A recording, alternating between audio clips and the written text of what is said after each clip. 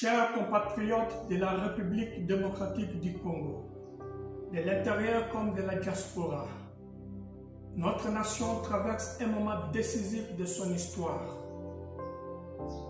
Face aux menaces de déstabilisation et aux divisions qui tentent de fragiliser notre unité, nous devons rester debout.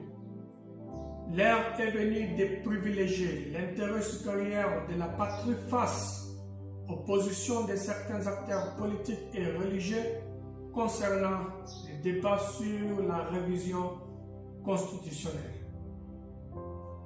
Sur les plans spirituels, le discernement doit être notre guide. L'Écriture nous rappelle dans 2 Corinthiens, chapitre 11, verset 14, que cela n'est pas étonnant, puisque Satan lui-même se déguise en ange de lumière. Nous devons donc rester vigilants face aux discours qui semblent protecteurs, mais qui freinent notre souveraineté.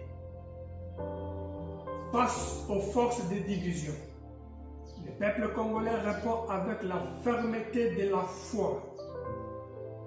À l'image du Christ, dans Luc, chapitre 13, verset 32, « Allez et dites à ces renards, voici, je chasse des démons et j'accomplis des guérisons. Aujourd'hui et demain, le 3e jour, j'aurai fini. » De la même manière, nous travaillons sans relâche aujourd'hui et demain pour libérer notre pays et bâtir des lois fortes.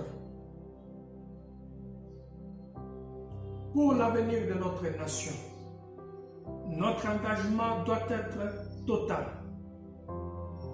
Comme l'apôtre Jean dans l'Apocalypse, au chapitre 10, au verset 9, qui reçoit l'ordre d'avaler les petits livres.